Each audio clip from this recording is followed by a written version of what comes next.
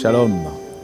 L'occasion du Halloween nous permet d'évoquer la question des morts. Un jour, un jeune garçon de 14 ans passait par un raccourci qui passe par un cimetière en rentrant de l'école l'après-midi. S'attardant autour des tombes, il commença à déchiffrer les inscriptions. Une de ces inscriptions l'a fasciné. Et il disait ceci: écoutez, vous tous qui passez par ici, j'étais comme vous à cet instant-ci, tel que je suis, vous le serez bientôt, donc préparez-vous à me suivre. Dans un sarcasme réaliste, le petit garçon, l'adolescent, sortit un crayon rouge de son sac et écrivit « Vous suivre, je n'en serai pas content, à moins que je ne sache où vous êtes allés. » Hommes et femmes, à travers les siècles, se sont posé la question. Ils ont lutté contre l'incertitude de la mort. Les anciens Égyptiens ont construit d'immenses pyramides pour immortaliser leur mort. Des millions de personnes en Inde, en Amérique, en Europe, en Afrique croient en la réincarnation. Beaucoup de chrétiens croient en l'immortalité de l'âme qui quitte le corps au moment de la mort. Et les anciens païens grecs ont perpétué l'idée que les êtres humains mourants perdent juste le corps, mais que l'âme, substance indestructible et immortelle, survit au corps. Cette idée a été confortée ces derniers temps par les expériences de mort imminente où des personnes qui affirment avoir frôlé la mort sont revenues à la vie. Elles parlent de ce tunnel sombre qui aboutit à une grande lumière.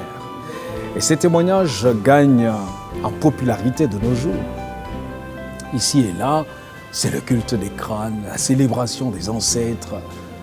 L'héritage de la philosophie grecque est visible sur les calendriers avec la célébration de la fête des morts. La fête du 1er novembre provient en ligne directe des Celtes. C'est la fête de Samin, le départ d'une nouvelle gestation, le début de toute chose, mais aussi la fête des morts ou de la communication entre le monde visible et invisible. Cette fête donnait lieu à des rassemblements, des jeux, des joutes et des festins où l'ivresse était vraiment de rigueur. Et depuis le 9e siècle, c'est devenu la fête de la Toussaint. Dans les pays anglo-saxons, elle est accompagnée de la célèbre manifestation folklorique Halloween où les morts, symbolisés notamment par la fameuse citrouille évidée dans laquelle on a placé une chandelle, viennent harceler les vivants. Le mystère demeure. Les questionnements aussi. Est-ce qu'une idée, parce qu'elle est populaire et acceptée, devient une vérité? Est-ce que l'expérience de 1000 personnes détermine forcément la vérité? Qu'arrive-t-il réellement lorsqu'une personne meurt? Où trouver une réponse d'autorité? Je crois qu'il y a une source, et ce n'est qu'une seule source d'ailleurs d'information sur la question de l'après-mort. Je crois que l'expérience humaine n'est pas une source crédible. Non, je ne crois pas du tout. Elle ne peut pas nous guider à travers cette diversité d'opinions. Je crois qu'il y a une lutte entre le bien et le mal. Je crois aussi qu'il y a un ennemi très subtil qui peut manipuler les émotions, tordre les perceptions et contrefaire la réalité. Heureusement, nous pouvons rencontrer celui qui est la lumière et qui peut démystifier les mirages d'outre-tombe.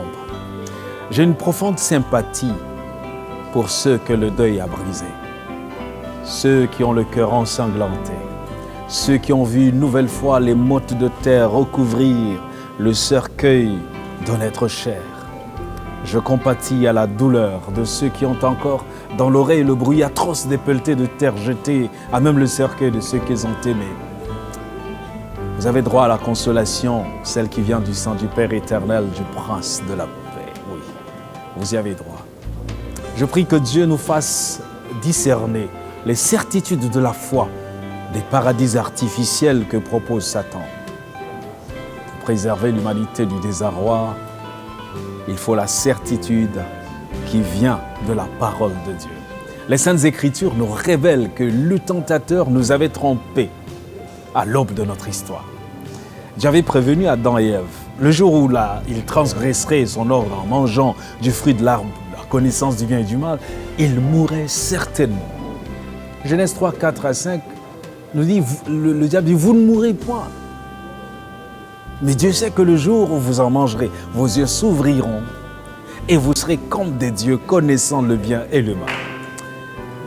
Beaucoup se rallient à l'idée que l'homme est immortel par nature et que la mort n'est pas la cessation de la vie, mais un simple changement d'existence. Ces opinions sur la mort se regroupent autour de 3 courants. D'abord, les matérialistes qui croient que la mort est la fin et la destinée de l'homme. Ensuite, les traditionalistes qui croient que l'âme est immortelle. À la mort, elle se sépare du corps et va soit au paradis, soit au purgatoire, l'antichambre du paradis, soit en enfer. Aucun de ces 2 courants n'est conforme aux Saintes Écritures. Enfin, le 3e courant est celui des conditionnalistes. Il affirme que l'homme n'est pas immortel par nature, mais qu'il a la possibilité de le devenir en s'emparant des mérites de Jésus-Christ. D'après les Saintes Écritures, il n'y a pas de purgatoire. Non, la mort est un sommeil, un arrêt de toute activité physique, intellectuelle et mentale. Le sage Salomon a longtemps médité sur la question de la destinée. Et voici quelles sont ses conclusions. Pour tous ceux qui vivent, il y a de l'espérance. Et même un chien vivant vaut mieux qu'un lion mort. Les vivants, en effet, savent qu'ils mourront, mais les morts ne savent rien. Il n'y a pour eux plus de salaire, puisque leur mémoire est oubliée. Et leur amour, et leur haine, et leur envie ont déjà péri. Ils n'auront plus jamais aucune part à tout ce qui se fait sous le soleil. Tout ce que ta main trouve à faire avec ta force, fais-le.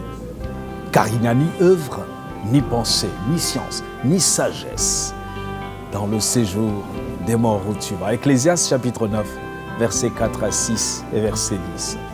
Et dans Actes au chapitre 2, versets 39 et 34, Saint Pierre, après l'effusion abondante du Saint-Esprit, nous éclaire au sujet des justes morts qui ne vont pas directement au ciel.